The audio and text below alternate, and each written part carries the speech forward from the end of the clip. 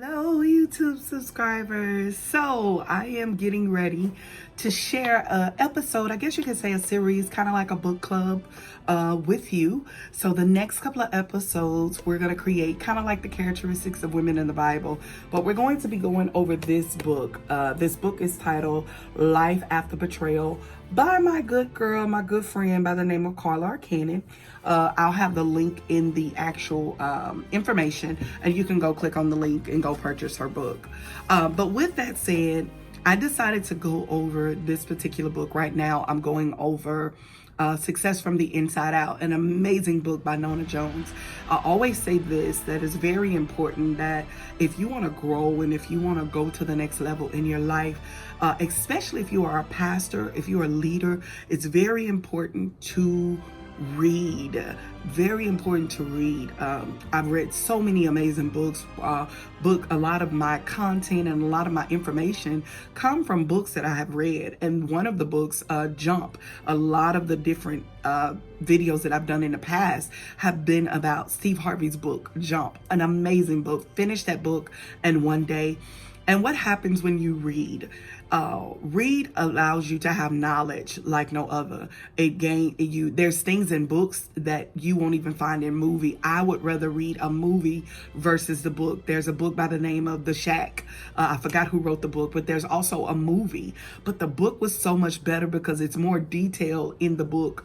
And it just opened up your eyes. You go on this journey. It's just totally different when you read books, because you get a chance to not just read and gain knowledge, gain wisdom, but you also get an opportunity to heal. You also get the opportunity to apply what you have read, because there's a difference in reading and not applying it to your life. So it's very important that you apply what you have learned to your life so that it could be life-changing to you as a person. So in the month of December, I realized all year of 2020, from June until November, I was so busy doing ministry. If I wasn't doing anything for Women of Destiny, I was doing something for Pastor's Wife Connection. If I wasn't doing something for Pastor Wife Connection, I was doing something for Leading Ladies. All of the different ministries that God has given me, on top of creating my new business now, shameless plug, Harden Enterprise book publishing consulting company, where I help authors, and I'm proud to say I have 3 clients now that I'm assisting with that. But along with doing all that, doing ministry, being a mother, being a wife, being a daughter, being a sister, being an auntie to my nieces and nephews. So doing all these things, guess what? You become busy, you become so busy doing things, and sometimes you come busy doing nothing. On top of writing my new book, I'm super excited about that. It'll be out this year. But on top of doing all that, right? And while writing, you go through a healing process. I literally, for every author that watches this, I literally was writing my book, my next book, and I'll tell the title later. But I was writing my next book, and I almost had a meltdown in the month of November, and I had to take a break. I literally had to step away from the book because I did not realize the things that I was writing about, which is dealing with myself as a pastor's wife, did not realize, oh my God, there were some issues that I needed to deal with, and I needed to go through the healing process. So what does books do for me? Allow me to go through my healing process. I even had to go call a counselor because I realized that I was literally having a meltdown, and I told my husband, I need a break. I need to take a moment. So I got some wisdom from some amazing people that are in my circle. One of the ladies that's in my circle, she's speaking this Saturday at an event that I'm having.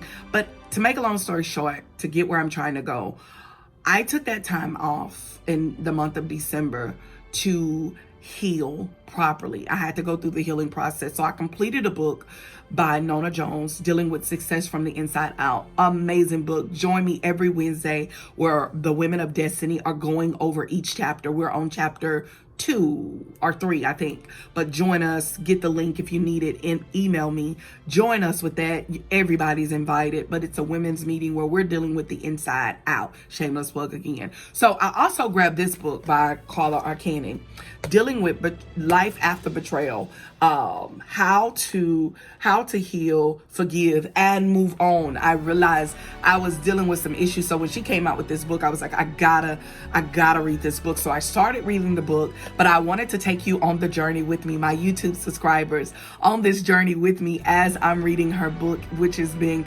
life-changing, and I'm dissecting it. So I'm a little bit ahead of you guys because I want to go through the process myself, but I wanted to start with you on chapter 2. I'm going to kind of tell you a little bit about the book. Again, purchase the book. Her email, right, her website is right here, Carla R Cannon .org or .com, one of them, but it's right here on this link, or you can also go through my page to get the link. So here we go. Let's deep dive in. You know, I'm a printable girl and she is too, so that's going to make it easier for me to go through this book. The first chapter in the episode or the series that we're going to talk about today is the chapter that says, Snatch Your Power Back. Snatch your power back. You have to go and read the book to really understand. And she kind of gives you details. I do want to say this.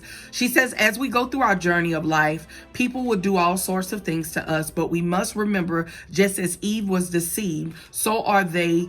And the real person behind the setup is the serpent, which is why God has given us weapons to overthrow him. But we must first come into knowledge and understand what they are. What she deals with in the very first part of the book, she's talking about the importance of understanding that we're not fighting against that person that betrayed us. We're not fighting against that thing that betrayed us, or the people that betrayed us. If it's your family member, if it's your cousin, if it's your sister, if it's your aunt, if it's your husband, if it's your children, whatever the case may be, we're not fighting against our children. We are fighting against the serpent behind it, the thing that push the people to do what they do. Even within ourselves, we're fighting against ourselves. The Bible says, Paul said that I beat my body daily so that I won't be caused, I won't mess up, I won't make mistakes. But there's a daily sacrifice and there's a daily beating of your body, making sure, not physical beating, but you know what? My conscience said, I'm not going to do this, I'm not going to do that. I'm going to make sure that I listen to what we always say, our first mind. Listen to the first mind that tells me, okay, you're convicted and this is not right. Don't do this. All of us have this thing called conviction, called the Holy Spirit that's on the inside of us, that gets us to a point to understand that, hey, wait a minute, this is not right. We all have a conscience. We all have a thing that tells us, but it's our choice what we decide to do. So even within ourselves, she deals with that in this book. But she talks about how she was at a place where, you got to really read her book. And I don't want to give too much because I would love for you to just read it, and how her stepdad abused her, how she didn't have a relationship with her dad, how she, was 14, having sex, and how she was living with her boyfriend at the age of 16, how she had a baby at 17, and other things that she'd done within her life. But she was at a place and a point of her life where she was just breaking down, and she met a pastor somewhere. And when she met this pastor, the pastor started speaking into her life and telling her how she was walking around with unforgiveness. And that's what she's dealing with in this chapter, is the importance of us not walking around with unforgiveness because of what people have done to us, what people have said about us, the lies that they said, the things that they did to make us feel like that we wasn't enough. She said how she was in school and the teacher wouldn't pass her because they didn't want her to go to graduation because she was known as Carla Bad and not Carla Cannon. They had already gave her a name. There are some people that have already put something to your name. That's not really who you are. That's not really what you've done. Even though you may have done these things as a kid, it reminded me of times that I made mistakes. I was told that I would never be nothing by family members. I was told that I would never make it. And those things rested on the inside of me and made me feel like I was less than, made me feel like that I was nothing, and made sure that as an adult, I make sure I speak life into my children and letting them know how amazing they are because of what was spoken into my life, and made me believe that I would never amount to anything. I would never be anything. But guess what? I am now encouraging you and reminding you, writing books or author, all those things that they said that I wouldn't be. And now I am I am now that. But what I realized that in order for me to get there, it didn't happen overnight. In order for you to get where you're going, it does not happen overnight. It is a daily sacrifice. And guess what? I had to learn to deal with the little girl on the inside of me. And she talks about that in this book. Dealing with the little girl or the little guy on the inside of you, that where you mess up and you made mistakes or whatever the case may have been that you've done in your past, and we don't deal with the issues. I had to literally go to my mom a couple of years ago. I started doing a mother-daughter breakfast. I had to literally go to my mom and have an aha moment with her with some things that she's done. I had to go to my sister with some aha moments with some things that she's done. I had to go to different family members, to my biological father, with some things that I didn't agree with. And I got an understanding that, wait a minute, what I really thought was really not the case. Can I come and tell you that until we deal with the issues and the problems on the inside of us, we will not be able to go to the next level. We will not be able to snatch our power back. What is your power? The power that you've given to someone, and you said, you could take my power. You can say that I'm not going to make it. You can say that I'm nothing. You can say that I'm whatever the case may have been. Or they have said that you are, your husband may have said that, baby, you're nothing to me. Whatever the case may be, whatever has been told to you that made you deal, that you did not deal with as a little girl, if it's molestation, if it's rape, whatever the case may be, learning to deal with that little girl on the inside, because that little girl, and I'm called to women, so I keep saying little girl, I'm talking about both, but that little girl on the inside of you is screaming for help and nobody's seeing her, or that grown woman is still screaming, or that teenager is screaming for help, because we never dealt with the issues and never forgave those that came against us, that did the things that they did. Let me encourage you that we must deal with the girl on the inside of us, and we must walk in forgiveness, total freedom. She said the thing that the man said to her was that you're carrying unforgiveness, and the only way to experience divine freedom and inner peace was to let it go. I want to encourage you today to let whatever situation is going on or whatever has happened in your past, it's just that, it's your past. I had to learn to let it go.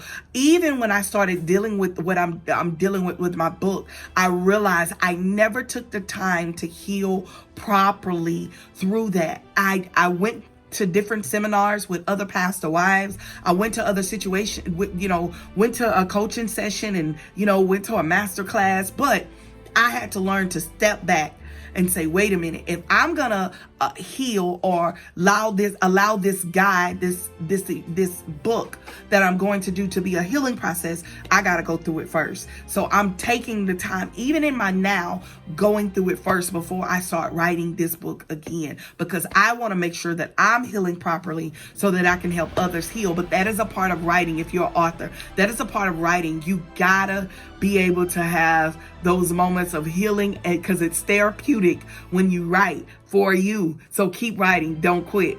I'm not either. But here's the thing that she talks about. There's 10 ways to snatch your power back.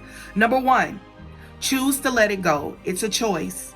It's our choice to let it go. It's our choice to keep it. It's our choice. Make the choice today to say, I'm going to let it go. Let that be your choice today. Let that be your decision today to say, God, I'm going to cast my cares on you, and I'm going to trust you with this situation, and I'm not going to hold on to it anymore. I chose to forgive those that have came against me. I also chose to forgive myself for coming against other people. You gotta take the time to let it go. Number 2, seek the help that you need. Whatever it is, if it's counseling, seek the help. Very important if you are a leader to have an accountability partner, someone that can speak life into you, or someone that has been where you've been that can help you come out of it. Or seek counseling.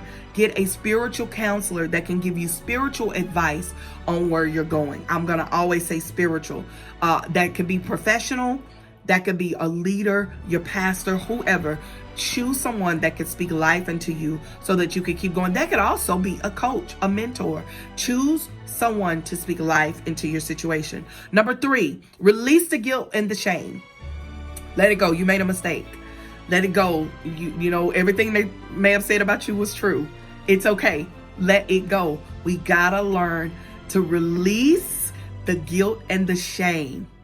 That's your past. That's who you were. That's not who you are now.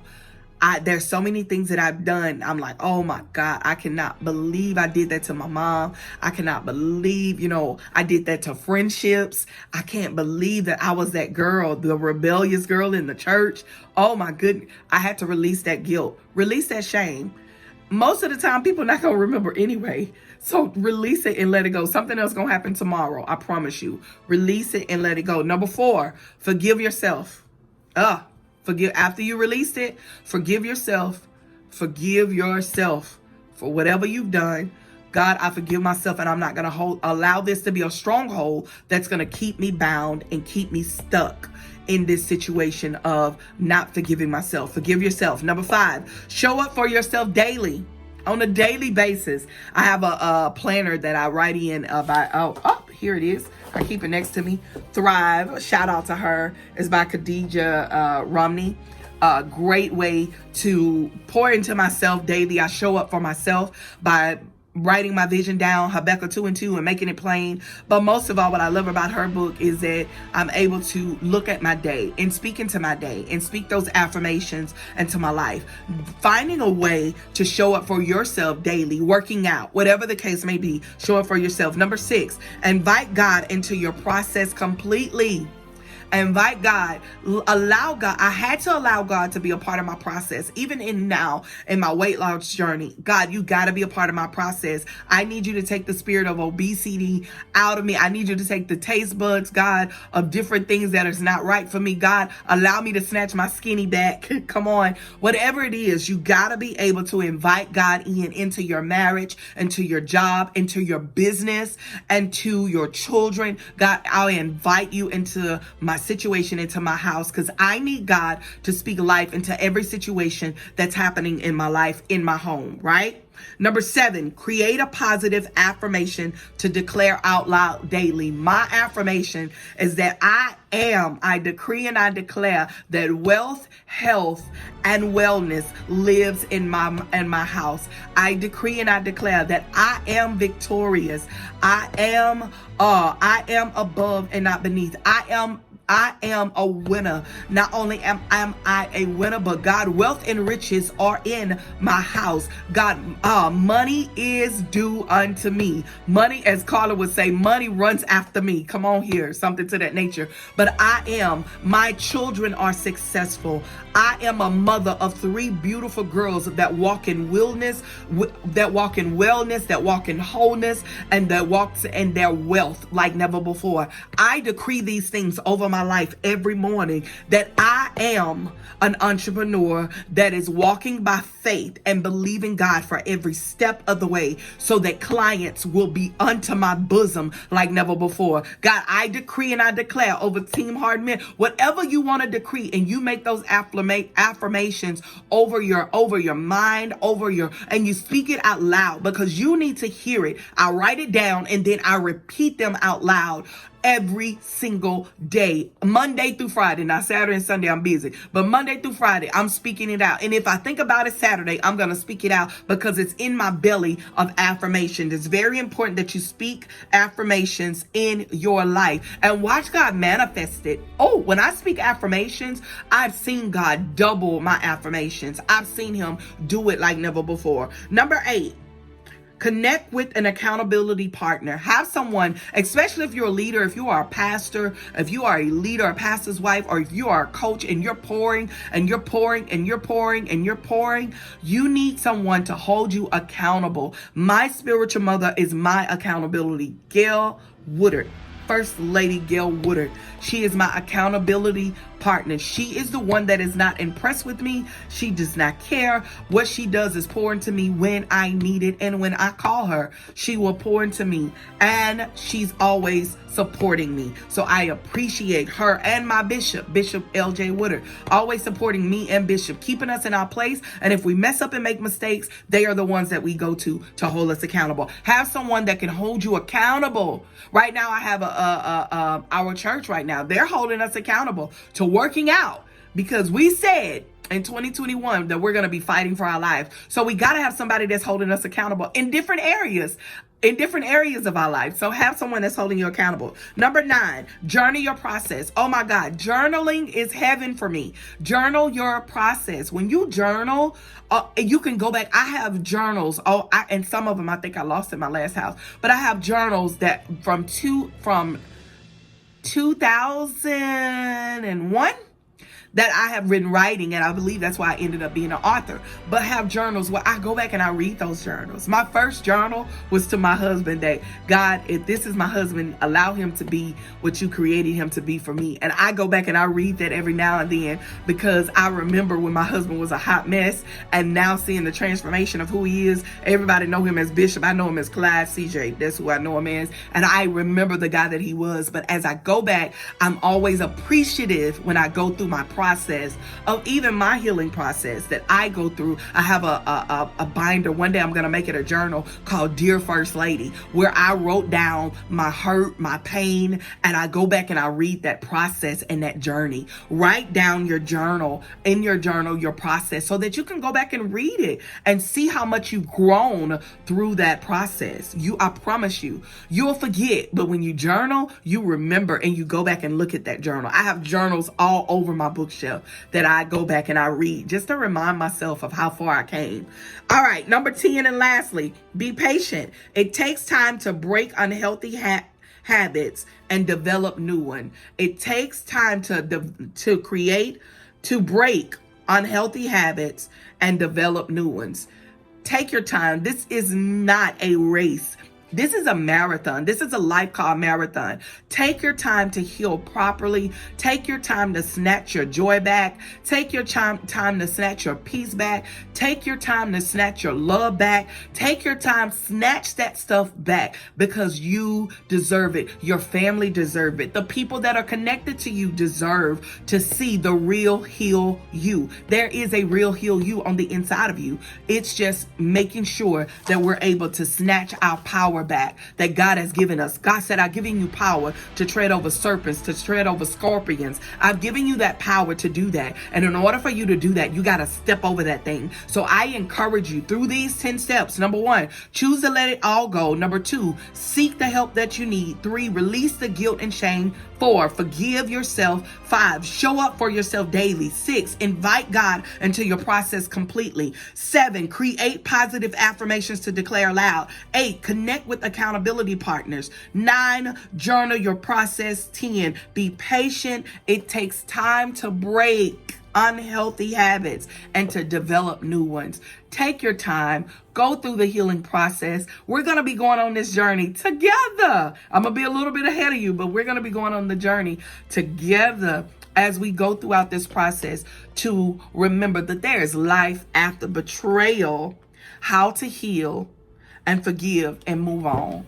There is life after betrayal. Remember that there is life after betrayal. It's up to us. We have a choice. Which choice are you going to choose? Are you going to choose life? Or are you going to continue to stay stuck in that situation? Until next time, grab the book. Let's walk through the journey together here on this YouTube channel. Make sure you like, you subscribe. Go look at other series that I have, Characteristics of Women in the Bible, all that great stuff. Click the bell so that you can get all of the notifications to be a part of this. Hey, check out the next video. Stay blessed in all that you do. Until next time, remember, there is life after betrayal. How to heal, forgive, and move on. Love you much.